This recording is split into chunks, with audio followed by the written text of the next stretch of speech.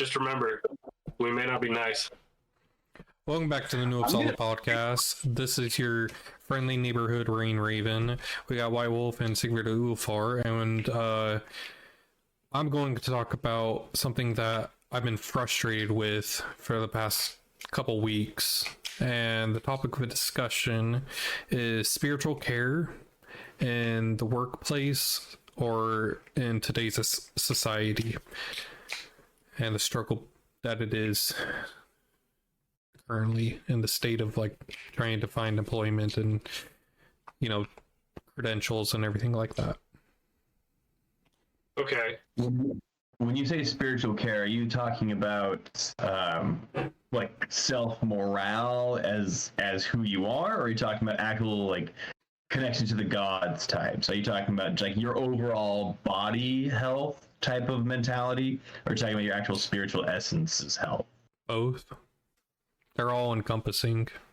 They're both entangling. Okay. So, I guess my question is concerning what? Because you kind of touched on like finding a job and gaining employment here and whatnot. I want to hear where you're going with, because I agree it's an important topic that needs to be discussed, but I want to hone in on what exactly. What spiritual care is? Yeah. All right. So spiritual care is the form of healthcare that is not typically seen or used. For an example, an individual goes and gets a brain scan or something like that, gets brain surgery, and the patient has had visions of going to heaven and, you know, everything like that. Well, she brings it up to the doctor, and this is a case study. I'm kind of saying to the best of my ability. She says to her doctor, like, yeah, I had things, I went to heaven and everything, and I got to see loved ones when I was under and everything. And the doctor's like, no, you were having hallucinations. Well, then the chaplain gets involved and like checks up on her and be like, yeah, I saw heaven, and, I was going through all the family stuff and everything like that. But then my doctor just said it was hallucinations, and now it's shaking up like my belief system. And then the chaplain, reassured the spiritual side of it, and confronted the doctor and was like, well, for the best treatment of the patient, you shouldn't be dismissing what they're saying. And for you can know the science and the medicine behind it, but for her being scared and going through this traumatic incidents of getting a brain scan and everything as a form of comfort, and to who she is, she believes she went to heaven. So who's to say that she did or did not? Why are you the authority to say she didn't go to heaven in the spiritual sense? All right, now I'm understanding. That was a case study during my research, and okay, yeah. So to me, it's a very obvious answer on why spiritual care is in leagues with physical care. In this scenario of her, in this case study, to me, it's any doctor will know what it is. It's a placebo effect, because it'll be like, hey, yeah, okay, let's say she's getting better, but we can't explain why. She says she saw God. We said we injected you with 3,000 fucking milligrams or whatever the hell to make you feel better. All that matters is her body is responding and her mental capacities are growing by, everything comes from the brain, right? So if your brain's healthy and happy, your body's going to become more healthy and happy. So if you take away what the person believes, or like what they chalk this amazing event up to, sure, the modern medicine is what keeps people alive to a degree, but what keeps them happy, which also keeps them alive, is their own personal prognosis, or us is called UPG for unverified personal gnosis, being our own experiences, whether it's spiritual or I don't know what else, other traumatic in any sense. If we find a mentally healing property, it's almost barbaric to deliberately go out of your way to strip that from somebody and say, no, you're hallucinating. Like, okay, even if that were the point, as a spiritual leader, like, even if that is a degree of, like, they got so drunk they saw two of you type of situation, but it's helping their progress, it's almost barbaric to strip them of that. So my thoughts on it: spiritual care gets extremely complicated, especially when you bring in medicine and doctors. I fucking hate doctors. I will openly say that. I hate them to death. I appreciate them and respect them for bringing people back, taking care of people, all that shit. But, and I don't mean all doctors. Let's go there real quick. You hate going to the doctor? Because I hate going to the doctor and the dentist. My face looks like a minefield in here, and my body's broken as fuck. So, like, do you hate going, or do you hate the profession? I hate the... Okay, this is going to sound asinine, or not asinine, what's the word? Like an asshole? It's not quite hypocritical either, but it's the egotistical, I went to school, fuck you mindset that destroys them. Now, I do know some doctors that aren't like that. Just wait till you meet, like, retired Air Force. Holy shit. Fuck them, too. Fuck them in entirety. I hate it. Whatever. Anyways, it's that attitude that a lot of doctors have. Not all. I've known some really great doctors, and they're good at what they do, and they're brilliant in their profession, and they're awesome. But more often than not, in my personal experience, doctors come at things with a very scientific mind, discounting anything that cannot be proven immediately. Just like in this case study, he came at it, well, you were hallucinating, because that didn't actually happen. There's no way to prove it, so it didn't happen. Now, we're at doctors all the time in my family. My wife she has diabetes. Whatever. She has type 1 diabetes. And we're at doctors all the time. Diabetes is one of the weirdest, and I'm going to get on my soapbox for just a second. It is one of the weirdest fucking diseases that doesn't make sense ever, because there will be minute control. I mean, perfect control. You're doing all the math, you're doing it right, you did it with a calculator, you got all the calories and everything counted to exactly where it's supposed to be and everything else. And your blood sugar still goes to like 350. It's like, fuck. Exactly. And so it begins. What? And so it begins. Oh yeah, I'm getting back. For backstory, we just found these out before recording. We found the soundboard on Discord. It's great. That's where we record everything, just so you guys know. But diabetes is a disaster. There's no way you can absolutely control it. And we had a doctor when we were having our second child. This doctor was an asshole. In the entirety of everything. He was just like, well, you're a crappy mother because you don't have control of your diabetes. I was like, what? So it came to a point where I wouldn't let my wife go to these doctor's appointments without me because he would not say this shit in front of me. It was hilarious. But it's that mentality that ruins. Now, when spiritual care comes into it, and this whole idea, especially within the realm of this case study and what we deal with all the time with UPG, that can't be denied either. You cannot deny someone's personal experience. The second you do that, you discount the person and their mind. And there's hundreds of millions of examples of this in scientists. Look at Thomas Edison. Like, just as one example. He could go, bet you if this key flies up there and gets zapped, I bet you I'll have a spiritual experience. The second you discount him, fuck. Now we don't have electricity. Now you don't have people that see things and make good in the world because of what they saw. I do this with the Christian God. Actually, genuinely, I do this. Very similar to this.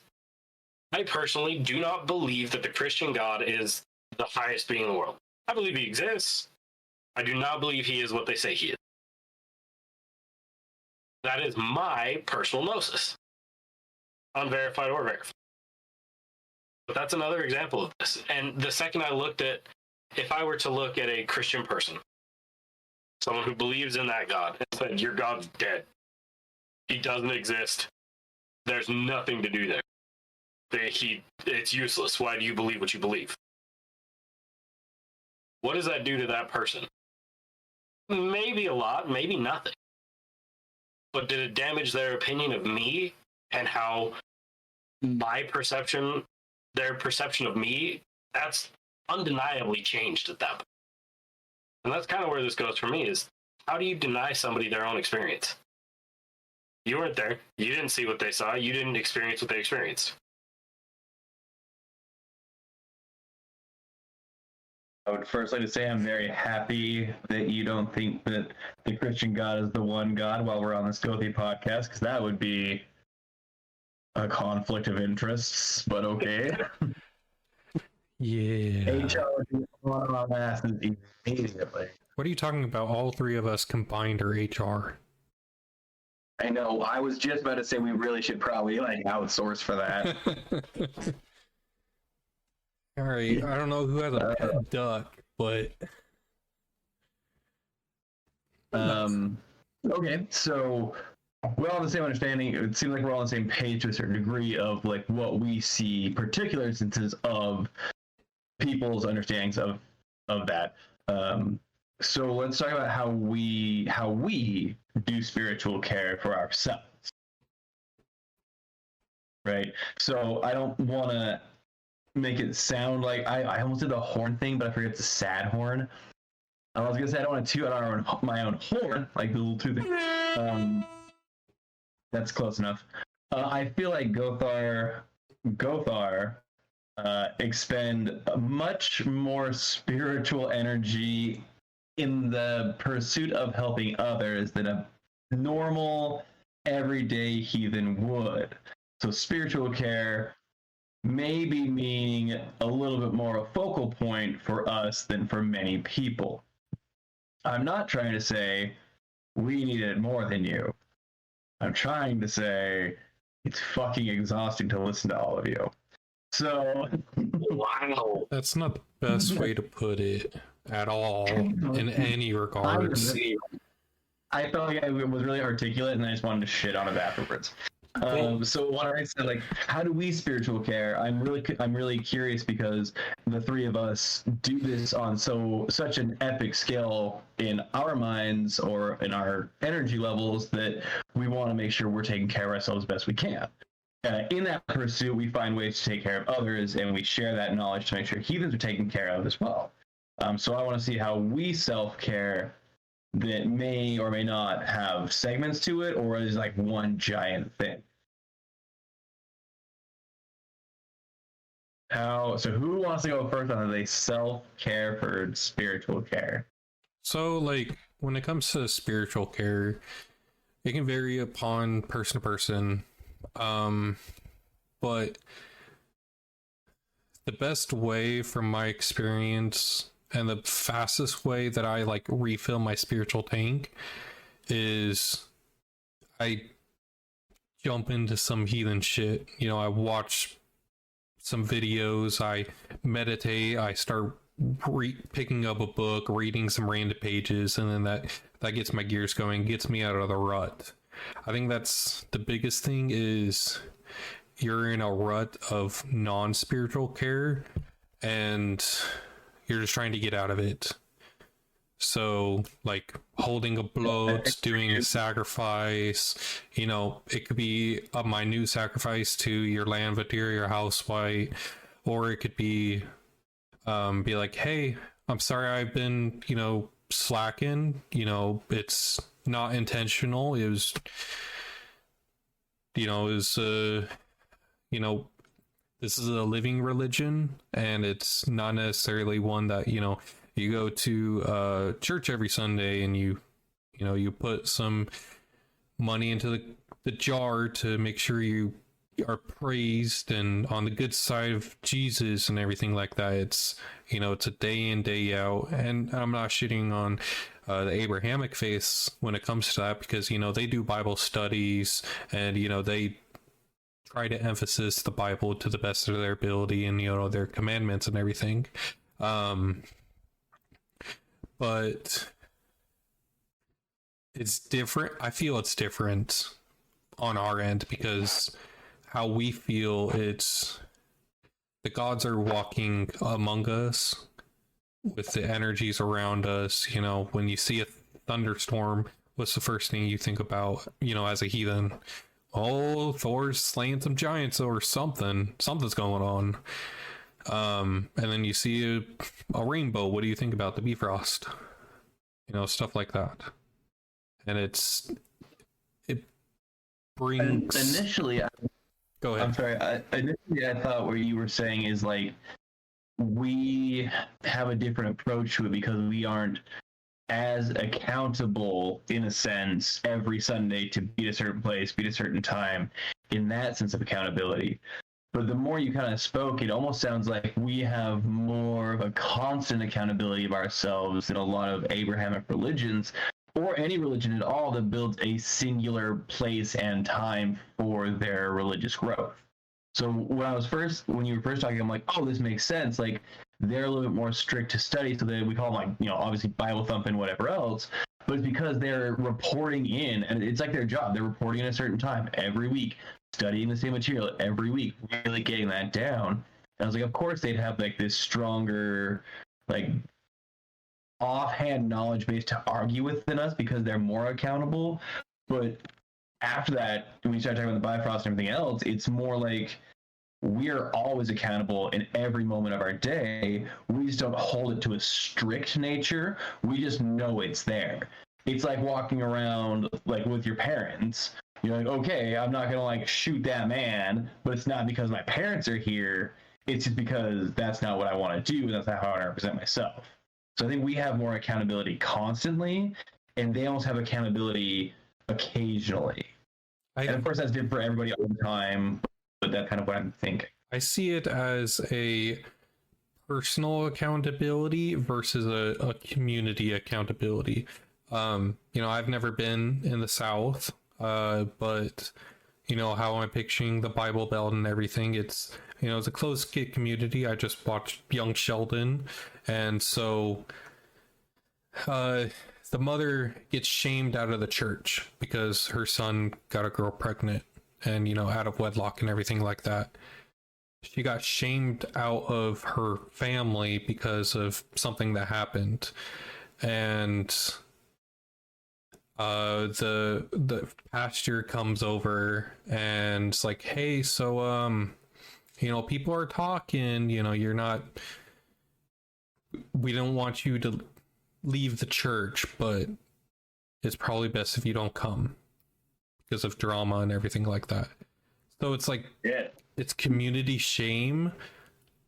Like, are you up to date on your Bible knowledge and stuff like that? And again, just using the Bible Belt as an example is what I'm envisioning. I could be completely wrong. More than likely, I'm completely wrong. But then, to us... For the record, you would clean up in the Bible Belt, just by the way, based off your appearance. Fat and tall, got it. White, red hair, big motherfucker, you'd be fine. You'd survive. But thank you, I'm happily married. Wait, what? I don't know. Now I'm lost. I don't know what's going on. All right. Anyway, So that's how I'm envisioning, like, the Bible community. It's community based, and if you don't hold yourself up to a certain standard, the community shames you, versus what I've seen as a heathen community, it's self accountability. Are you happy? Ignorance a bad word, but are you content with your knowledge base that you have? Are you pursuing more knowledge? Are you pursuing to do bloats and everything? Or are you I like to say it as, are you a believer or a practitioner? Okay. Like, you can believe in something but not like do it to our extent, and to our extent we're practitioners. This is our job. And Right. to be a practitioner, you don't have to be a Gothi. I'm not saying that. But it's like, I believe that the gods exist. I believe the goddess exists, the Jotuns, the Nine Worlds, Yggdrasil. But do I perform bloats? Do I perform offerings? No. So then I would count that as a believer versus a practitioner. Okay. right. So the way Abrahamic religions, in a nutshell, to me, are being kind of perceived, which is not incorrect nor correct, whatever. It seems like the way you kind of were saying, it's more taxing. It's a little bit more exhausting to have this cultural image of yourself at all times. It's almost like if you went to two different living communities, right? Two different cul-de-sacs. One had an HOA and one didn't. I feel like the Abrahamic religion is basically the HOA of their spiritual sense, whereas the heathenistic or most pagans, not all pagans, are more, we all live in the community and we have community watch, but we don't have an HOA. We care about our community, but we don't want to pay a monthly payment to live here. We don't have them. I was gonna say, maybe that's why I fucking hate HOAs so much and refuse to live in a place that has one. When I was house shopping, that was my one criteria, is like, I wanted three 4 bedrooms, 3 2 baths, a yard, a nice house, but I will not live in an HOA. Yep.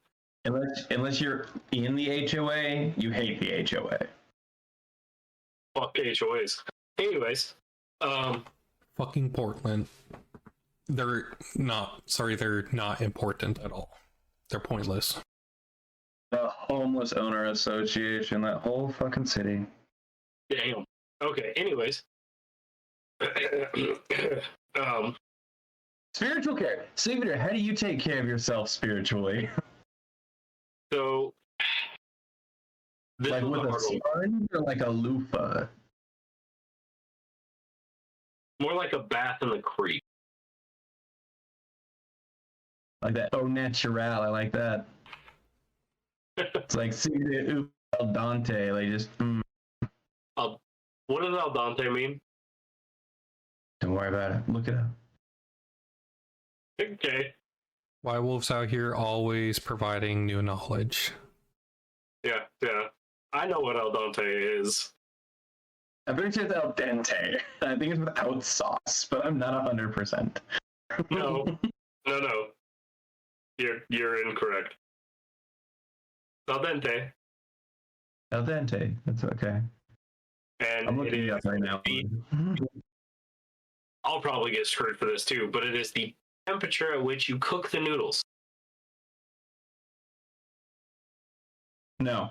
Al dente, we're both wrong. Al dente literally translates as to the tooth.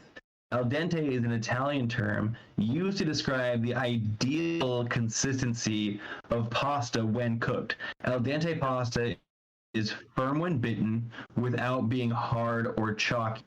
Italians call pasta the pasta that has been cooked until soft stracotto or overcooked. So al dente is like perfect. Yeah. or the temperature in which you cook the pasta. Don't. It's still different. I forget that I speak to uneducated palates. Okay. So, spiritual care for me personally.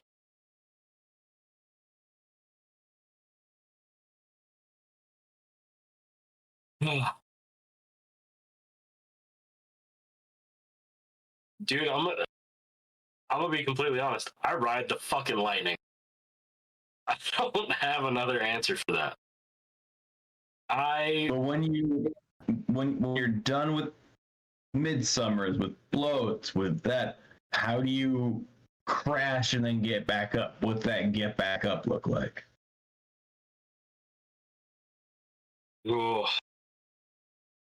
That's what I'm saying. Let's keep like 2 vices legally. That's what I mean though, is I feel the crash. Don't get that. I crash and I crash fucking hard. But in my current situation as a Gothi, I haven't found a place or time where I can just decompress it all. From midsummer to now, I have been fucking running as a Gothi.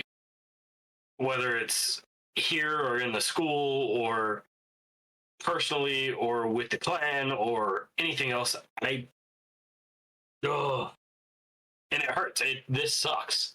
And I need to find a good way to get rid of this and to figure that out. Because I have just been raw dogging life for a while. It sucks. So what would appeal to you that would sound relaxing, even if not in practice or whatever else, but like if right now they were like, hey man, you got a week, wherever, whatever, just you name the circumstance, the country, the whatever the fuck, anything at all, like what to you sounds relaxing that would be a spiritual relaxing? Obviously physical comes with that. We talked about that already, how we all three agree that spiritual affects physical and physical affects spiritual. So, yeah. So what does that look like? Honestly, I don't think it would be a week. I think I would take about 3 days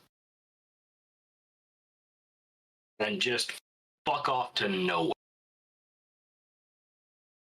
No people, nothing around me, no cell phone, no internet, no TVs, no technology, nothing. Just gets the fuck up here for 3 days.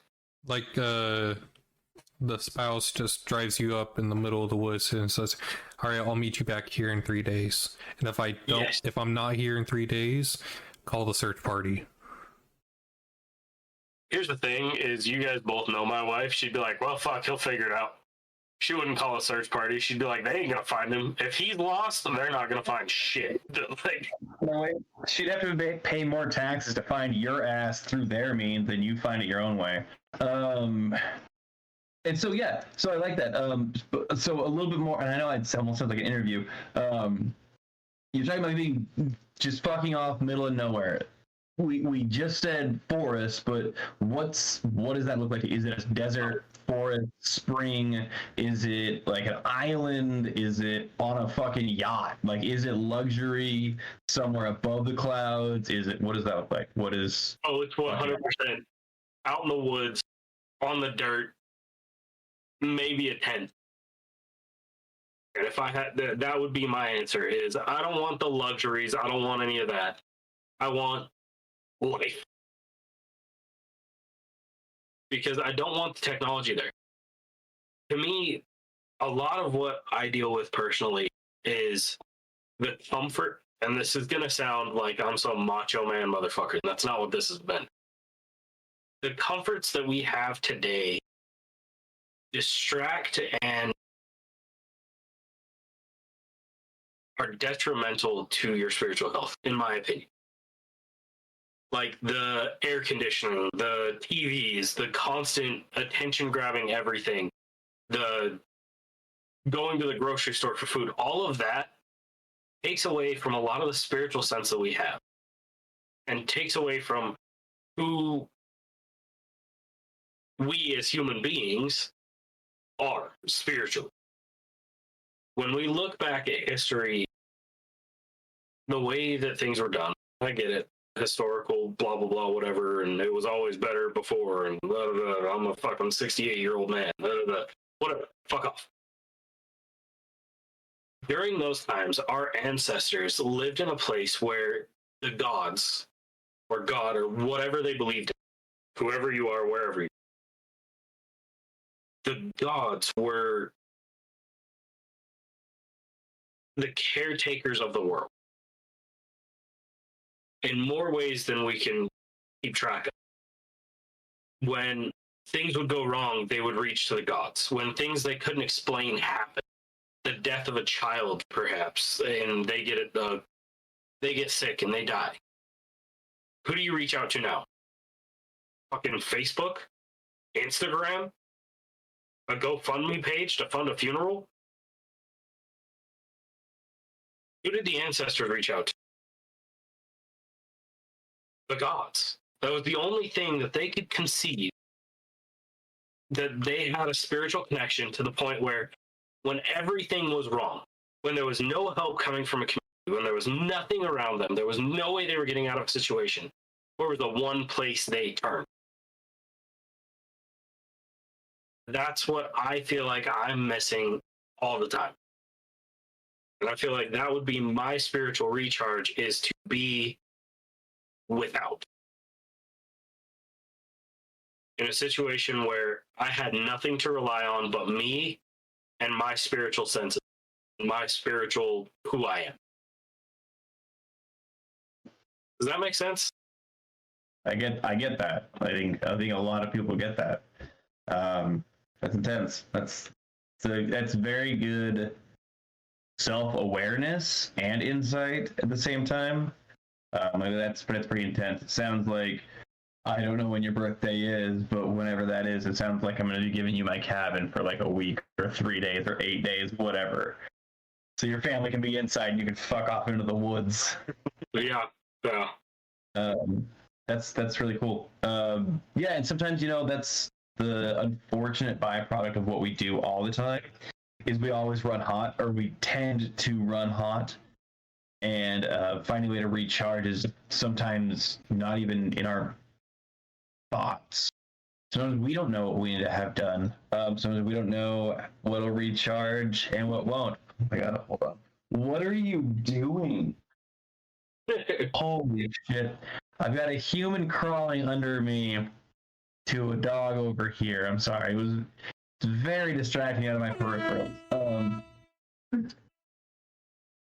She thought that was funny. That's great.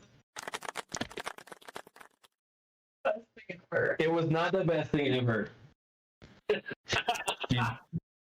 I just see her sitting on her peripheral, and she brings me some wine and sets it up. Oh, cool. She's still standing there. I'm like, what?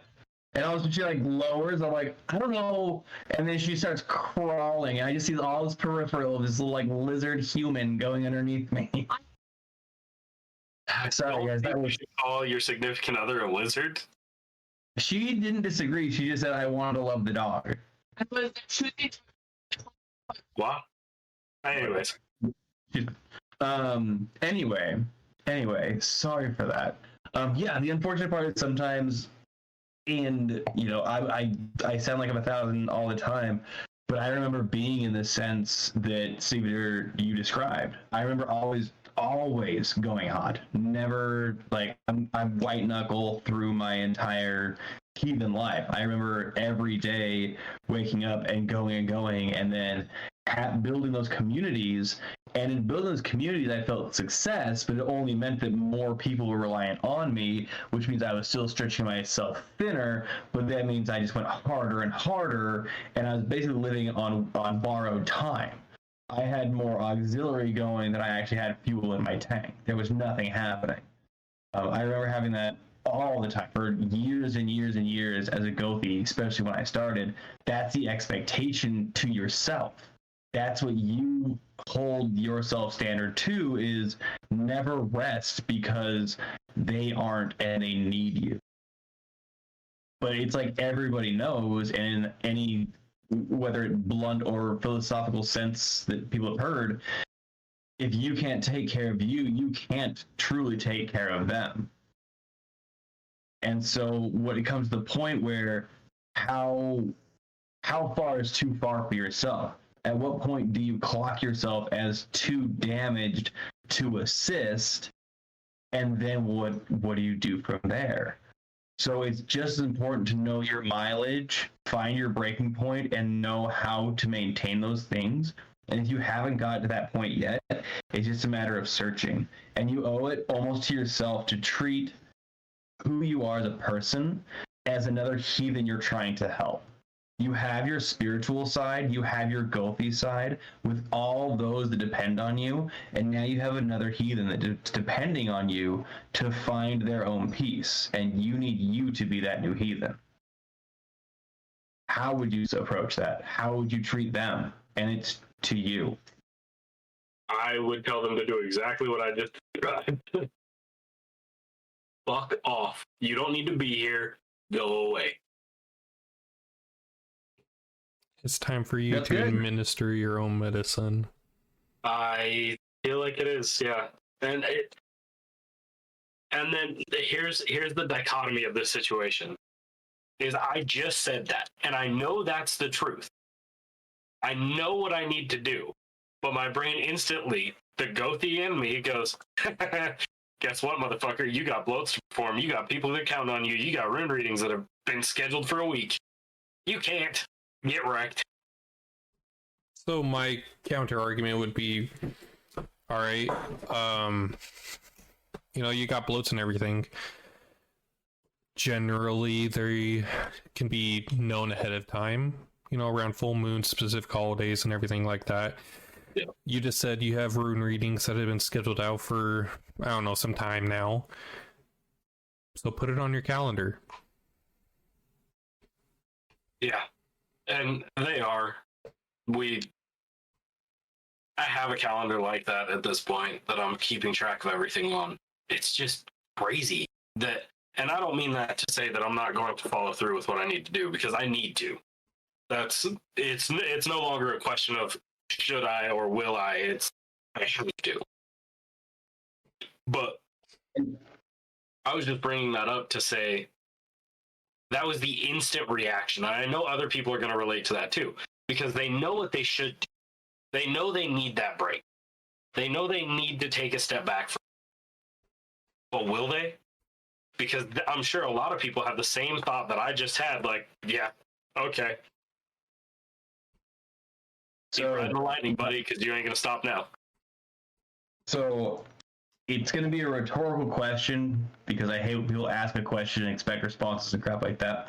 I would say in response to kind of what's going on right now is whether you're the most advanced practitioner or the newest person, as pagans, or especially as Gothi, and almost 100% as Gothi, what is the biggest thing they do wrong in common? And it's not asking for help by those around them. You feel, oh, I have these bloats, oh, I have these things, oh, I have these things, I don't know what to do.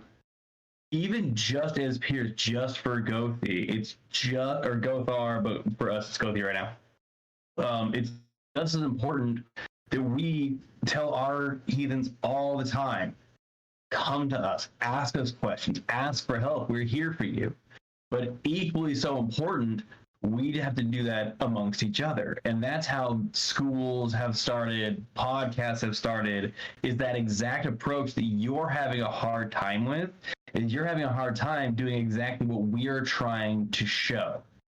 I know. That you can say, I'm burning out, I don't got this in me, can you fucking show me? Like, fucking help. And say, what do you do? Or what has worked for you? When you're burning out and you're saying, oh, but I have a bloat next week. Oh, I have this, that, and the other. sure, that's still inevitable. Like, you're going to have these events, you're going to have these things. And I'm not saying have someone else do the blow for you. I'm saying reach out and say, how do I handle and process this? How do I make it to next blow? How do I study in between these times? And sometimes they'll come at you with real shit, and sometimes they'll come at you with more tailored thing to your situation. But either way, it's just important for you to ask for help by peers and or any heathen as much as it is for a baby pagan coming out saying, what is Thor? And everyone swarming to that conversation just to give them knowledge. Like, just because we have just because we're nerds about it doesn't mean we know about it. Like, just because we're like, yeah, we're nerd pagans and we call it gothy, it's fine. Where everybody else is just a pagan and they know their shit. Like, we learn from both sides of it. So I think you're having a hard time because you're trying to handle it all on your own. And that's the opposite of what we're trying to promote. Right, and I agree with that. And that's the crazy part of all of it, is as a Gothi, we do this all the time. And I mean that collectively as we. We will go to 100 miles an hour in one direction, take care of somebody else. And I know there's other heathens, not just Gothar, not just the Gothar that do this. They'll go all out to take care of other people. But when it comes to themselves, what are you doing? So that's why I wanted to bring up my own personal side of it, saying like, fuck, I'm dead. I've got nothing left in the tank. I'm running on fumes, and I've got to go. There is nothing I have left. But I've got all this shit. And that's how it feels. But I'm saying that to show that we feel the same way as other people. We get to that point, too, where we've got nothing in the tank. And we're just raw dogging the hell out of it. And I want that to be apparent that we deal with it too, because we are still people, surprisingly.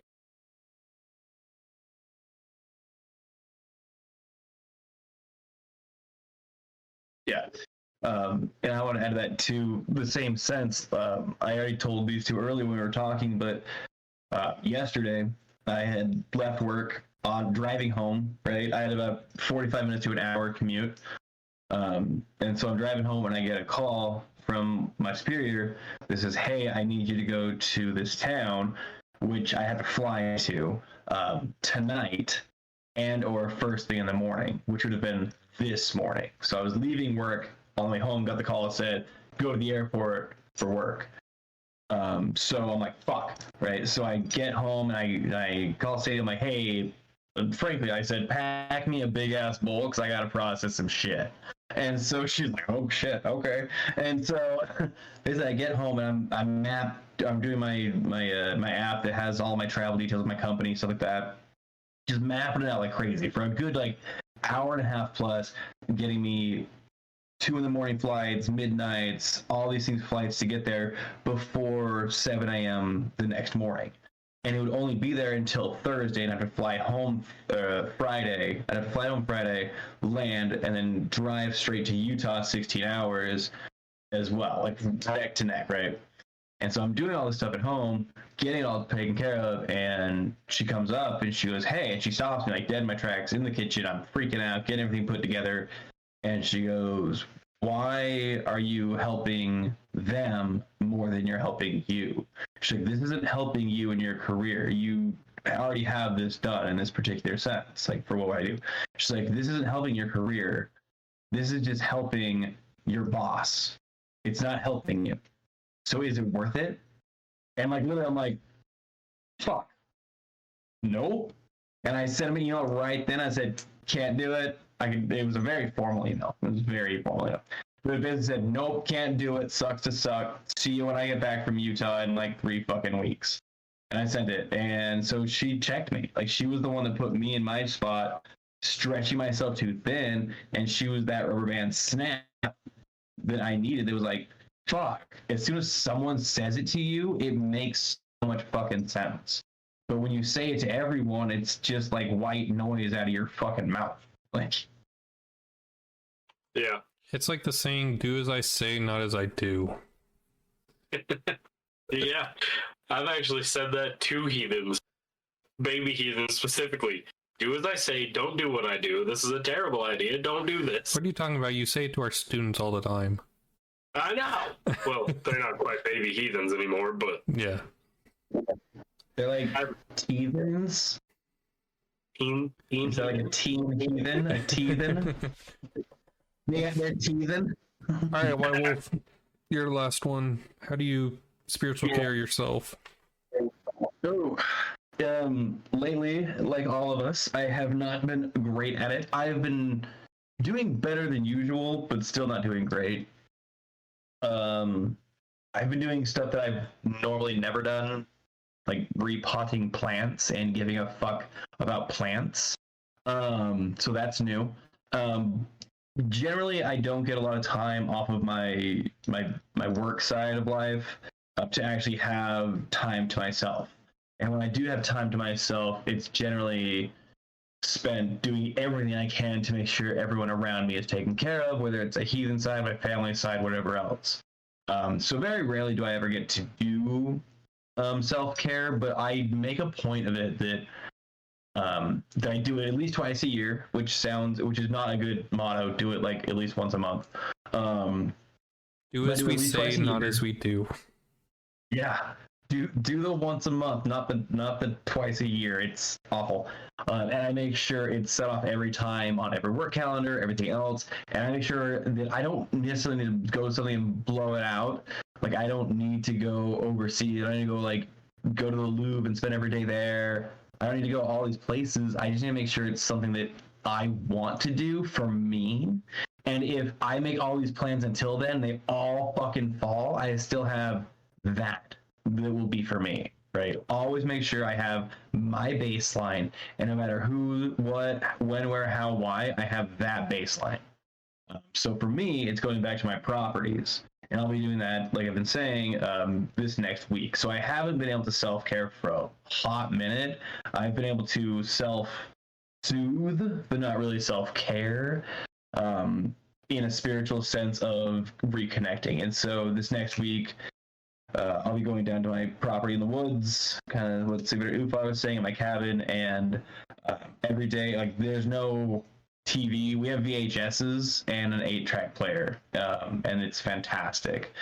So we'll be at indoor-outdoor fire pits, likely a hammock, because even with the snow, even what there is there, I've heard it hasn't snowed for a hot minute, but I also hear this weekend's supposed to be pretty bad. If it snows, we roast s'mores inside. If it doesn't, we throw horseshoes and roast them outside. So my self-care is alienation, but not from those that can help you get better. So like I still have friends up, or whomever can go up. I still have an open invitation for heathens at my cabin while I'm there for anybody to approach me. So by no means am I saying fuck off everyone, as much as I want to say that all the time.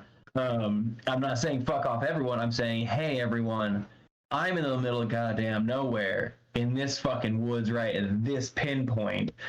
You know how to get there. If you know how to get there, you are more than welcome to come visit me. I am not coming to you.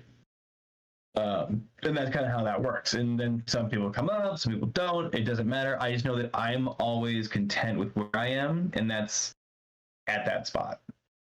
I feel accessible to the community. I feel alienated from the mainstream. I feel alone enough to answer my own thoughts and really think them through, but I also am close enough for companionship that if I need to experience people, I can. So I kind of get that in that limbo. And I agree with you on a lot of points with that. Because alienating yourself, and that's why I took it from where you said a week to like 3 days. That would be my max of like complete alienation from everybody and everything. That would be my breaking point of I miss my kids, I miss my wife. I kind of miss my friends. Thanks, bro. But we'll be here every week. We know where to find each other. We're not going anywhere.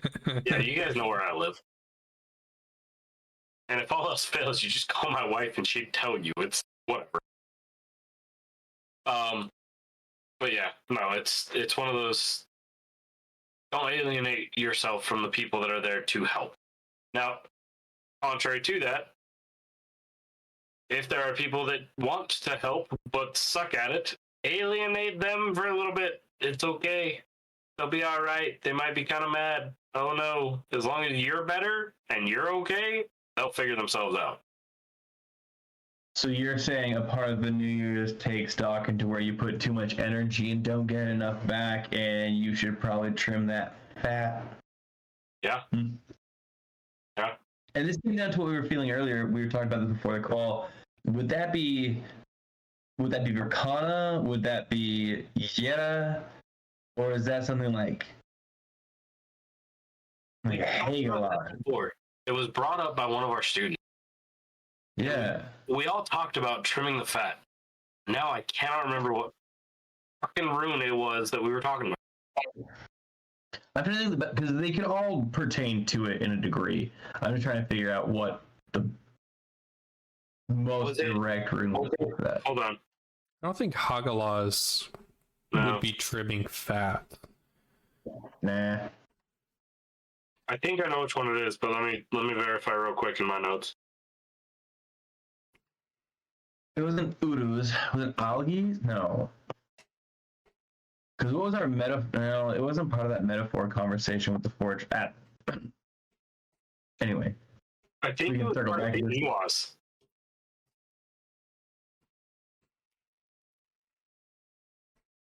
Okay. Ewas and not Dagas? Or... Ingwas. ING. Oh, okay, yeah. That makes sense.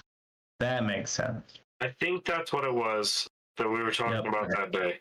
I believe you were accurate. And it was a super interesting perspective on it, and that's why I keyed off on it a little bit.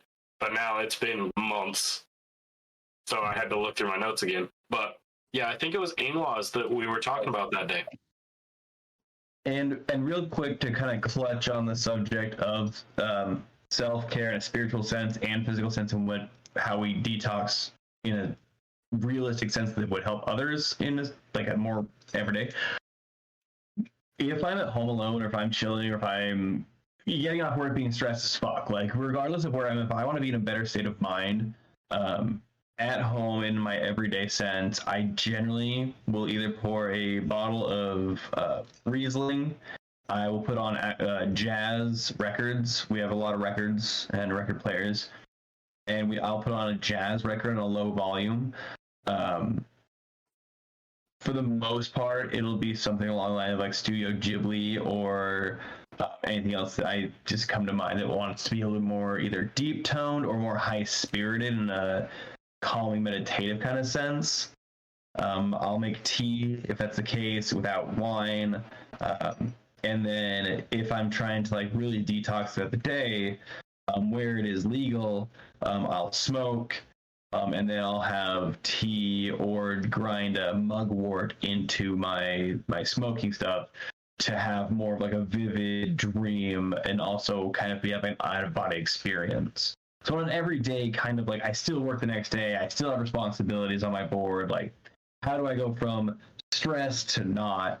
There's no way to go to not stress, there's just ways to serpentine stress, and mine is more, jazz music. If I ever get a chance to smoke a cigar when I can, I'll do that, and that's usually together with some sort of whiskeys, some wine, again, vices, but also they help me.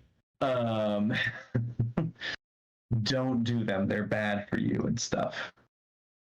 But then kind of reconnecting to myself, and again, kind of finding that place where like I can be with people, I do all those things. I don't have to be alone for that. My house can be full of people when I come home, and if I walk in there, smooth jazz on a glass of wine, fuck, that's just taking all step out of my equation. And even though there's still people and I'm still being social, it's my same parameters of joy. I can just do them more freely with others, which is nice. But I don't know. And then I play video games and try to play Mario Party with my significant other all the time. I think my everyday, which I do keep up on this, I keep up on my daily take care of myself, relax for 30 minutes, that type of stuff. So I feel that is what it is. But I read a lot of fantasy books. Like, just transport me to another world. What kind of fantasy books you reading there, bud? Fucking fairy smut, dude. I will own the shit out of that. I do not care. I love them. They are great. Are you serious? I was fucking kidding. So No, like I'm dead serious. Twinkle Bell getting What? ranked, or the fairy off Peter Pan. Yeah, Tinkerbell. Yeah, Tinkerbell getting rammed out. Wrong kind of fae, bro. Okay, just making sure. Like, I don't even know. I can't even. What do you? I mean, like, I know what you're talking about, but what? Hold on. Well, you My said office is a you fucking said disaster right now. smut, so Now, I'm like, are they exclusively pop-up books or are they like text? Here, hold on. Like, that's all fucking smut.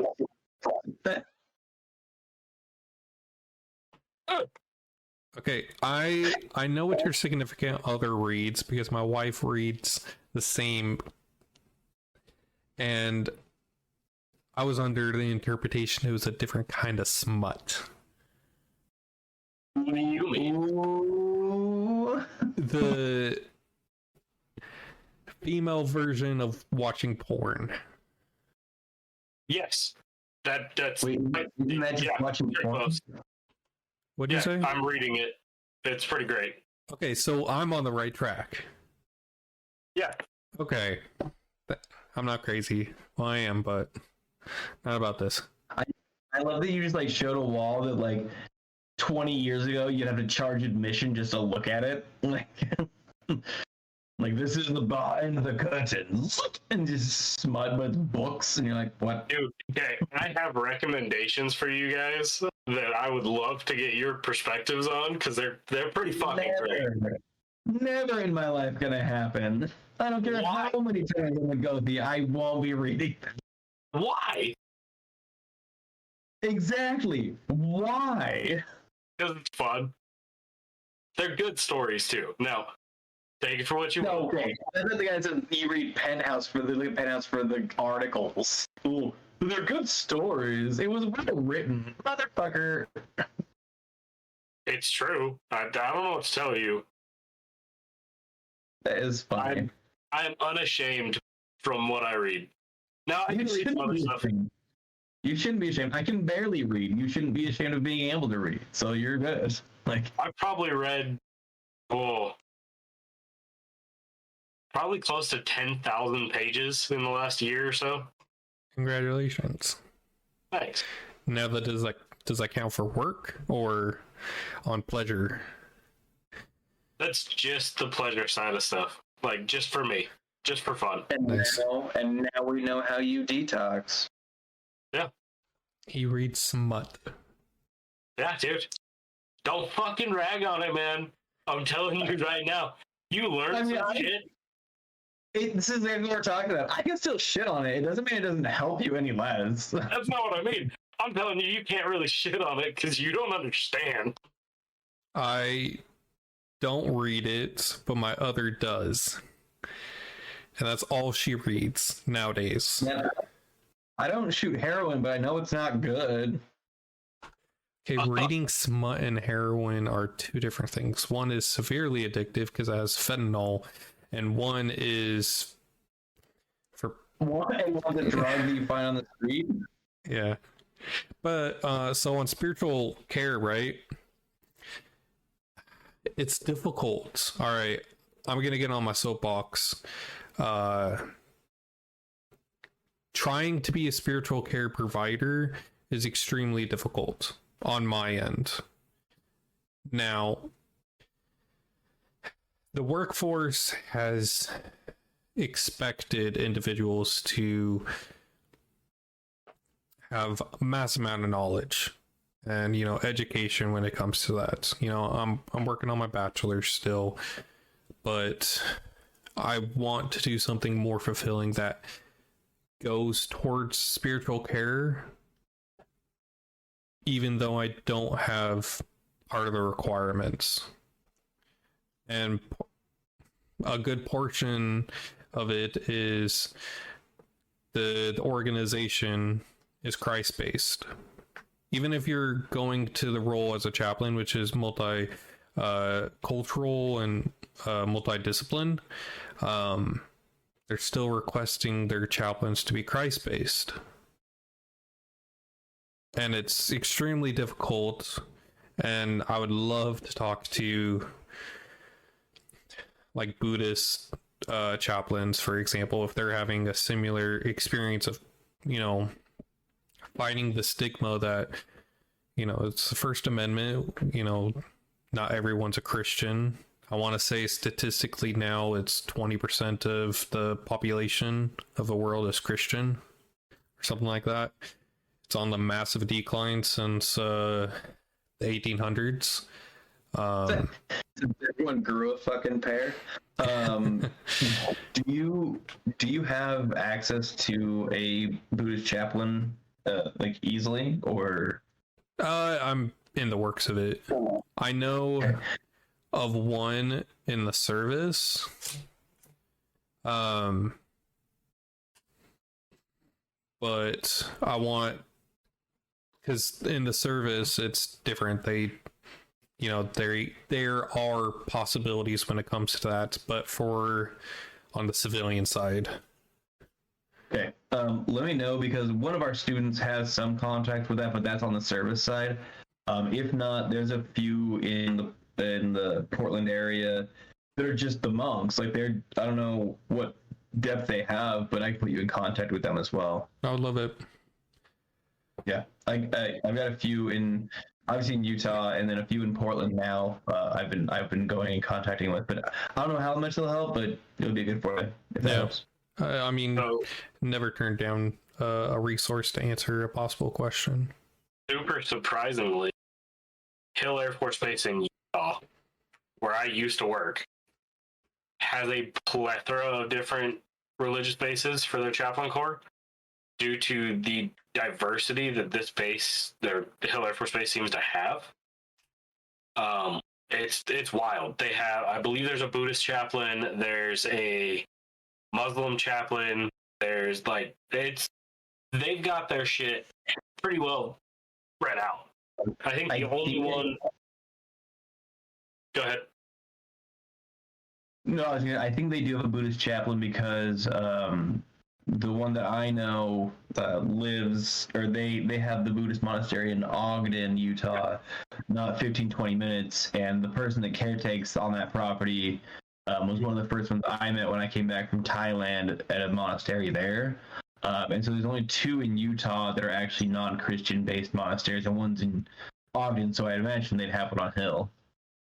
Yeah, no, there's a lot of depth there, and I still have those connections.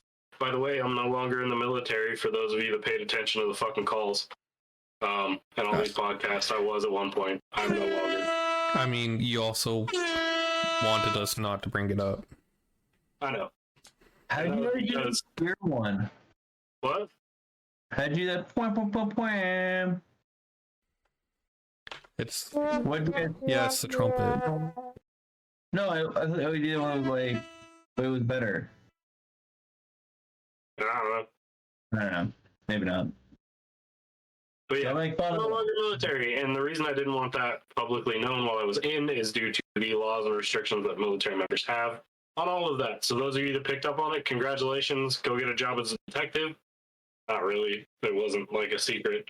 But yeah, I'm no longer there, but I still have those connections on Hill Air Force Base, so let me know. I can get a hold of them for you. Wait, what?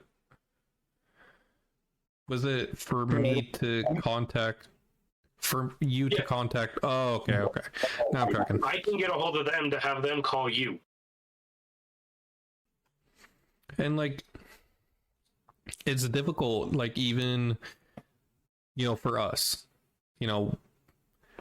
if we were to try to, do our profession as Gothies as a full-time job right now, it's damn near impossible. And I can only speak for myself, but it's really difficult trying to figure something else out in the meantime when you know that it would only be a time until you get to your next step.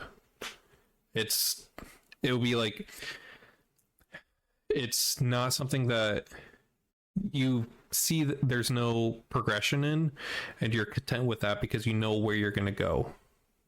You're justifying your temporary situation for what you hope is the long-term solution. Yeah. That's how I felt for about 6 years now. So yeah, I get where you're going. That's just what I've been battling with the last couple months. Yeah. And you guys know it as well. Yeah.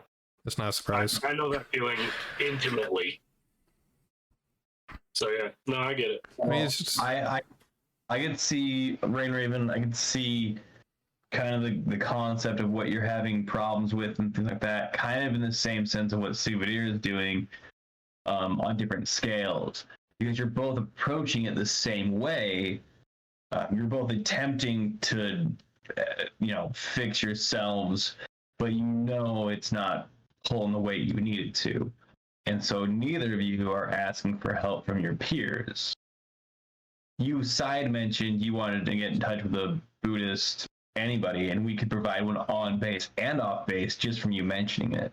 Now, if we would have been approached by that, this could have been something that would already happen. Same with Sigvadir needing, I need to get away somewhere, I need something to do, we can plan something for the cabin or whatever else. So there's things that we can do for each other that it just side mentions, like real quick, not long term, but like, here's a quick balm, let me help you out with it to help with that rebuild. But in a sense, again, all three of us are doing things that if we were told the same thing, we would absolutely say, rely on the others, let them help you. I know it seems like a burden, but it's not, because they're offering, and make them do that. And we're not doing that either. Yeah, you know what? My wife was asking me how I was doing today. And, I have mental days. I was like, honestly, it was a really tough mental day. I just constantly batting myself not to go down the rabbit hole that my internal brain wants me to go down. And she pulled me right before we were getting the kids to bed today, and she's like, you're important, everything you do matters, you're not a burden, the generic stuff. But it's nice to hear, and it's reassuring that even though if you know it to be true, it's nice to hear it to be said and spoken out into the world.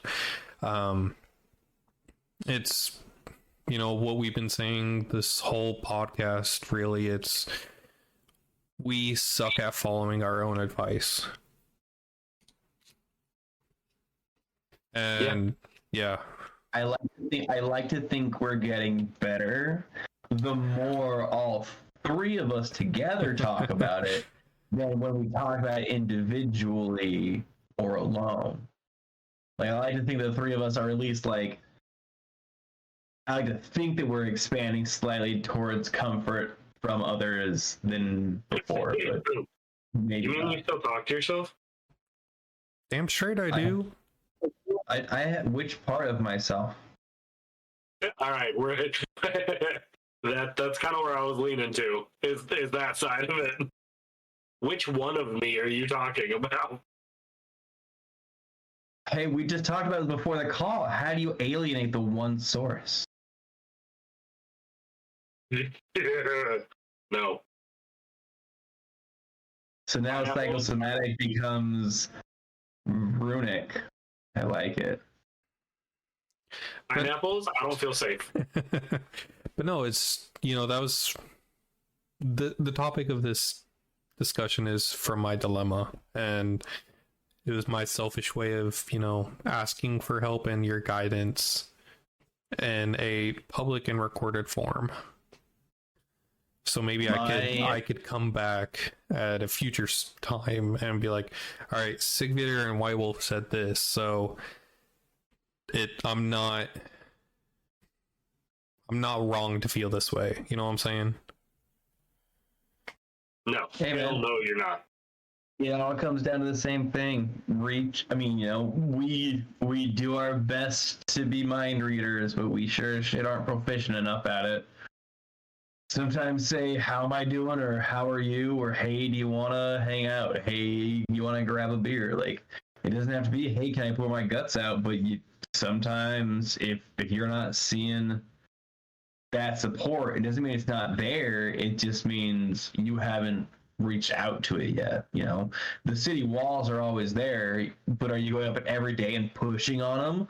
Or do you just trust that they are there? On the days where you want to know they're there, you go and inspect and you touch. But every other day, you just know that the support's there, the protection's there offhand. Yeah. I think it's cool. There's a lot of people, a lot of these podcasts, a lot of religious leaders still don't talk about this kind of stuff in a genuine. Like, it's just not genuine enough for them. When I see videos about this kind of thing where, yeah, no, life sucks, we get it. A lot of people, it seems, can. And I hope it doesn't seem that way to the outside, because I'm being 100% honest. I'm going through the shit right now.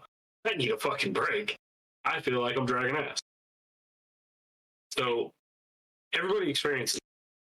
And there's nothing wrong with experiencing it. Now, with all that said, to all our listeners, watchers, whatever, hit us up. Even though we just dumped everything on you guys, and you hear that we're going through shit too, we're still here. Yeah, this is what we signed on to do. Even though we're going through the shit, and we got our own personal issues, whether it's family, socially, or business wise. In all honesty, regardless of everything else, I think I can honestly say, on behalf of all three of us, we would rather do gothy shit. We would rather be helping you than helping us, for sure. Yeah. Maybe that's that's perfect. That was a perfect one. Maybe that's our dilemma, is we pride ourselves and we love helping others more than we love helping ourselves. I think it's because it's it's selfish to say in this kind of sense, but it's like, it would be like talking about comparing like heroes. Like, ancestors are remembered by their families, but heroes are remembered by everyone. So you want to reach everyone as much as you possibly can, not in a selfish, I want to be remembered way, but in the sense that your obligation is to impact as many people as you can in the most positive sense that you can. So you completely always continually outreach, and then the further out you reach, the more you strain yourself. So I think it's because it's an obsession of helping others, not for that sense, but because that's what we feel obligated to do. Yep. Yeah. I would agree. Which is wild. I don't know if we talked about that yet. We did an assignment for all our students talking about how and what the Gothy Oath is. And the oath that we take in its entirety.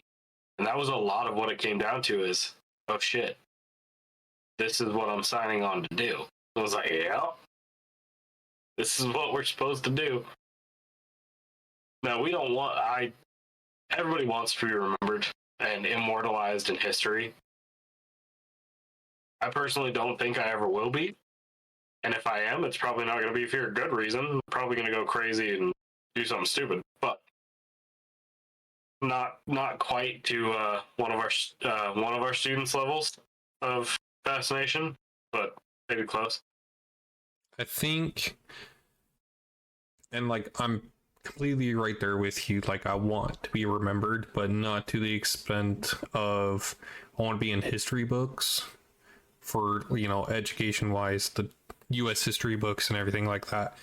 If anything, I would like to be in the history books of the heathen community of like what I did to support and lay a foundation for the next generation. Right.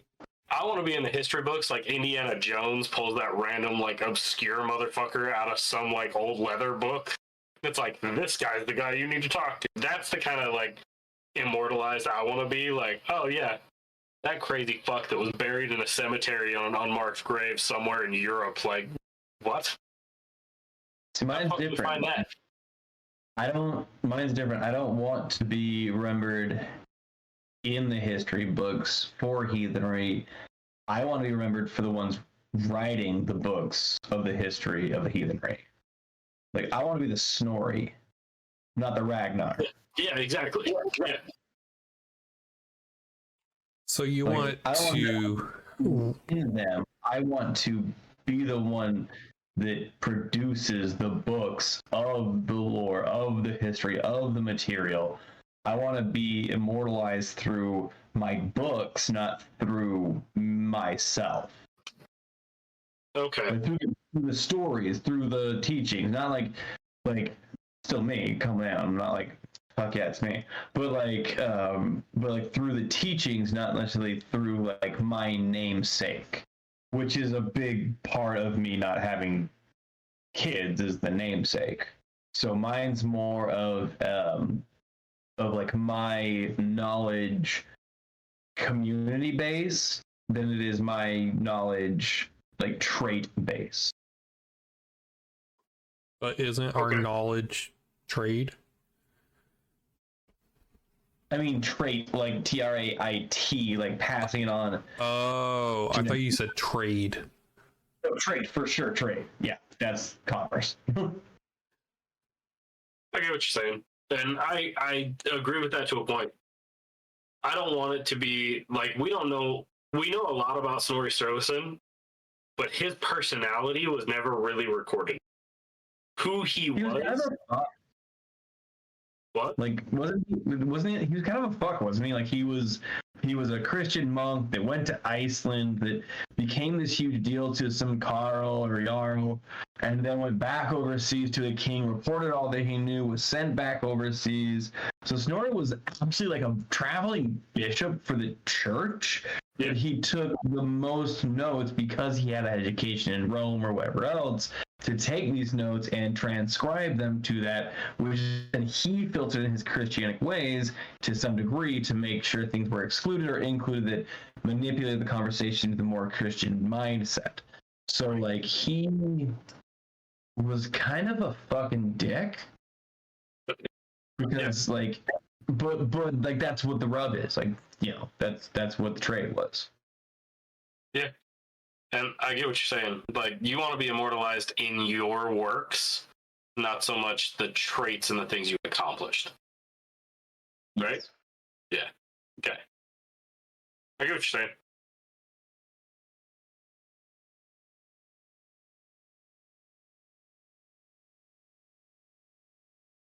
All right. Yeah.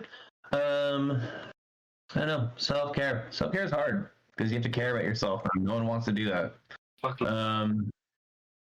Some people are great at it, honestly. Like, some people take care of themselves and they're like making fun of this whole conversation. Like, bitch, just treat yourself. Different brains. But it's just not the same shit we would be telling to one of our students at any given moment. As we say, not as we do. Yeah, so I keep going back to that. Like, we do the same shit, and I would freehand give this advice to a lot of people. But me, myself, and I'm like, you bitch, get the fuck over it. You're fine. Deal with it. You got some obligations you need to do. It's time to push that aside, and yeah, you gotta get shit done. Yeah. Yep. I know. I need to.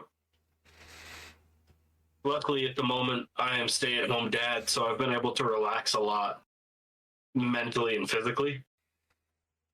Kinda. Now, how our situations are different, I think. But how does that make you feel as the head of household and the male in a sense? I think it's more, do you feel necessarily great about yourself that you're idle, or do you wish you were not? No, I fucking hate this. No, I love that I get to spend time with my kids, because I haven't. For the last 6 years, I have not been able to be home with my kids, get to know their personalities to the same extent that I am right now.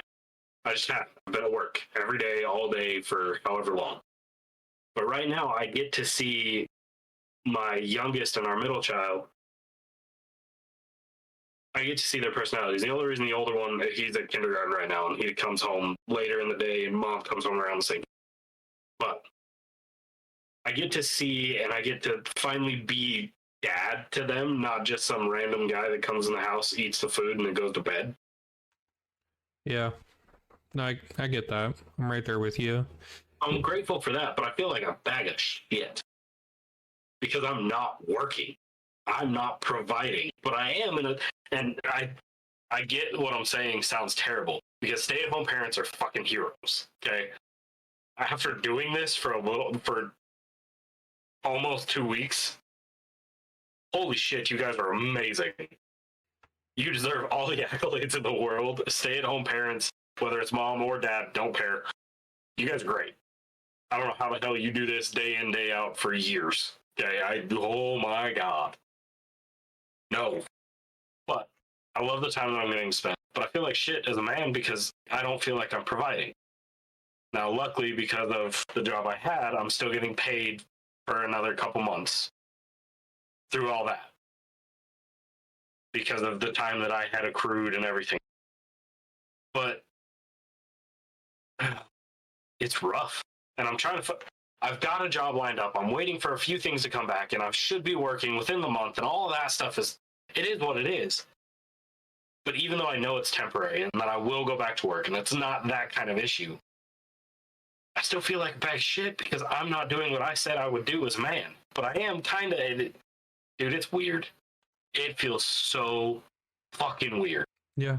Well, I'll be hoping that, like, somehow my girl just strikes gold and I never have to work another day in my life, and I'll clean the whole fucking house and plant daisies. I don't give a fuck.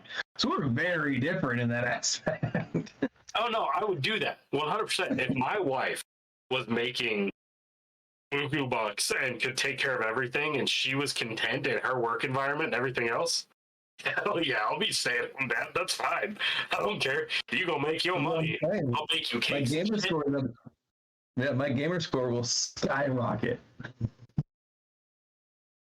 I'm gonna need a fucking library built on the side of this house because I will burn through so many books. But yeah, no, it's weird. It's really weird to be in this in-between state. That's the best way to describe it. Is I'm in between, which means I have all this time, I have all this stuff, and I'm working on several things, like my meadery that I'm planning on opening here shortly. I've actually been working towards that and getting the legal stuff taken care of on that side. And I'm working towards these things, but I just feel like there's nothing. I feel like I'm not accomplishing anything, even though I am, but I have nothing to show for it, if that makes sense. Does that answer your question? Yeah, no, I get you. And, I'm stay-home dad. Been going on borderline 4 months now. And it's definitely something I've been seeing, and it's eternally grateful. Like, my oldest, I was gone for damn near 3 years of his life, like actually gone, and now me and him have this close relationship. He's been progressing so much, and he's going to be starting school this coming school year. And then, we got our youngest, and, he's just a big ball of joy that likes to grab my beard hair and bite my nose. It's great. But it's difficult from the man aspect of my worldview and like how I like to do things. I like to provide for the family. I like to do things. I like to make sure my family's, food's taken care of and, everything like that. But now the roles have switched to now it's my significant other and I'm the one that's, taking care of the household. And, in ancient times, I would be the female in the relationship and she would be the male. And it's difficult because, like, I have all these goals, but the goals can't be achieved in a quick fashion to solve my immediate crisis. If that makes any sense. Yeah. Yep. I get what you're saying exactly. It's weird. Mm-hmm. Spiritual care and self-care. Self-care. I started going back to the gym again. This is not a New Year's resolution thing. I swear to God. Everybody takes it. That's not what this is. I don't make New Year's resolution. Just fix shit as it comes. But yeah, I started going to the gym again, which was my biggest thing for self-care. I know I've talked about it either here or in the school before or with you guys, whatever it is. Me and the gym have this intimate relationship where I am here for I destroy my body through working out than I am any other day of the week. Saturdays and Sundays suck for me because I don't fucking lift. But that's my version of self-care is I want to make sure that my body keeps going even though it's broken fuck. We plenty clear about that. I'm broken as hell. But that's my self-care. I only report to 3 different gyms. Slim Jim, Jim Beam. If I'm watching The Office, Jim and Pam. My man. I've never understood. Yeah, I'm going to trigger both of you right now then. I have never understood the appeal of that show. It is boring as fuck. I hate you so much right now. Wait. No, I had someone that I watched. They was like, watch this. And they're like, it's fucking stupid. I'm like, keep watching it. Like, it's fucking stupid. It took the entire first season. Like, they watched every episode. They fucking hated it. But as soon as the second season hit, they loved it. So, I get that. But I would also say, watch the original version, the British version, and you will love the American version so fucking much in comparison that it will hurt you. For the US version, I would watch it till season 3. First season, I don't really count because it's like 10 episodes. Oh, I'm all that D'Angelo. I'm the whole ride, man. No, to actually give The Office a shot. I'm like, all right, watch the first 3 seasons. First season doesn't really count, but still. First season is character development and introducing and like leaving people out. Literally, people aren't in the next episodes. First season's the setup. The second season is where I think they're building each character. So it's almost like the first season is the second season because they found their character and build them. Third season is when they hit their fucking stride for sure. Here's my thing with the show. And I have watched all of season 1. I got about halfway through season 2. It's just, there's some funny ass one-liners, and I will give it to you, like the stapler in a fucking bowl full of Jello and that shit. That shit's funny. Because military men, we do that kind of shit. I can't count the number of times I've taken someone's ID card, put it in water, and put it in a freezer because they forgot it in a computer. That's or the bathroom ceiling or some shit. That's put some tape over the card reader. Yep. Put water on their jacket and put it in the freezer. Yep. Did that sometimes. We used to do memory lane, kinda. we did this thing called clean out the fridge. Ugh. That's the most Where- disgusting thing ever. Anybody that would be leaving the unit or something like that, we would duct tape them to an immovable surface. We would take every rancid, spoiled, old fucking thing out of that fridge, whether it was somebody's lunch that had been in there for like a month or the ketchup bottle that had been in there since 2016. We would take it and just cover them in it and let them sit in the sun for hours like that. At my first base, we used to do that. We did that for one member. And then on the way back from jail, they jumped into the base lake. Okay. And then they turned in their weapon and everything soaking wet. And the flight chief was like, so, did you go for a swim or was it raining? Is it raining outside? And that would be the only person that was soaking wet. Yeah, it's raining. Everyone else just had an umbrella. Yeah, totally. But no, I will give those kind of jokes the credit they deserve because they were funny. But the show in and of itself just wasn't appealing to me at all. For me, it's the characters, and I get attached to the characters. Like Jim and Pam, I love them. Oh, yeah. And like, if The Office were to get made today, it wouldn't fly. Yo, but they said there's a reboot now. I They didn't know got a that. real reboot, and I'm like mad because I'm like, you're not gonna do it. Even if it's good, Yeah, it's not it. it. But they got a there- reboot. there's a nostalgia when it comes to it, but then Yeah, you know, good. another one that's good to watch is Parks and Rec. That one I'm okay with for one character and one character only. Ron Swanson. Yep. No shit.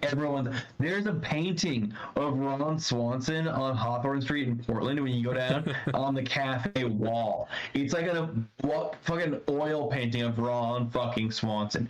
Did you know the Cav Scouts, the Cavalry Scouts in the United States military actually made or what was it? What's when they like an honorary? They made Ron Swanson an honorary cavalry scout in the U.S. Army. It's yeah. insane. They make he always talks about a certain type of scotch or whiskey or whatever else, and they actually made it. It's a limited edition every year. The same year they make like 85 bottles, and they make it with Ron Swanson's fucking face on it, and it's actually the one they talk about in the show. It got that much hype. Now, there's one other show, and I know we're wildly off topic, but we're bullshitting now. Yeah, This is another way that we wrapping it up. recharge. But there's one other show that I find fucking hysterical. It's The Ranch. Oh with- yes. Yeah, that fucking show cracks me up. The one scene that everybody knows of the old man. Fuck, what's his name? What's the actor's name? I'm drawing a blank. Sam Elliott. Yeah. When Sam Elliott's in a fucking doctor's office.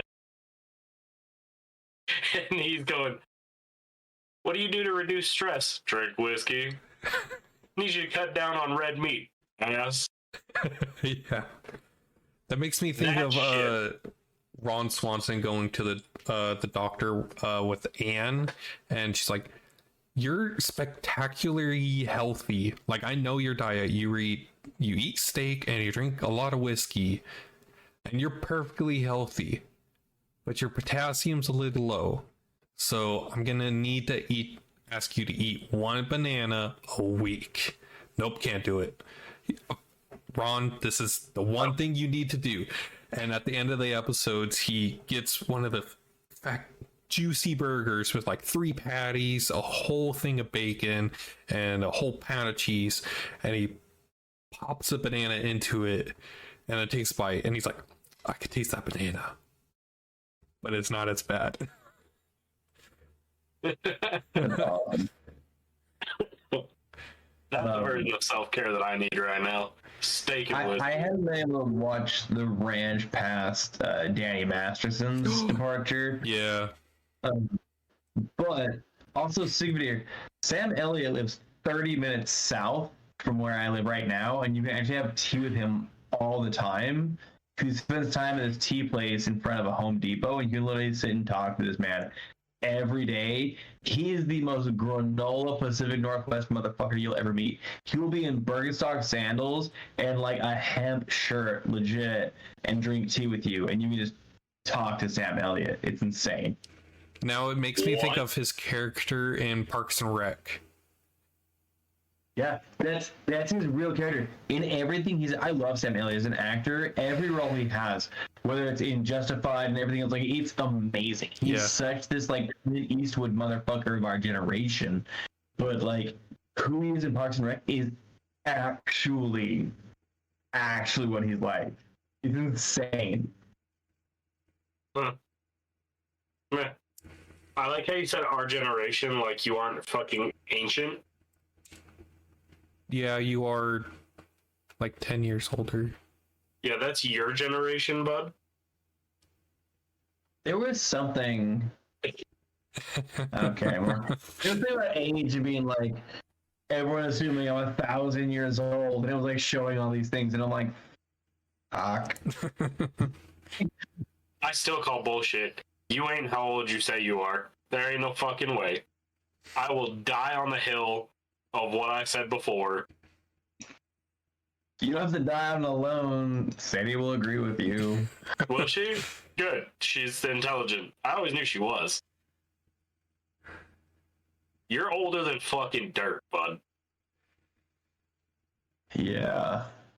And on that note, that is the New Uppsala Podcast about spiritual health and self-care and dilemmas that each of us are facing on our daily lives. Again, if you're having any problems, we'll be more than happy to help. We don't listen to our own advice, as you can clearly see. The biggest advice we can give is treat yourself every now and then. True. Hell yeah.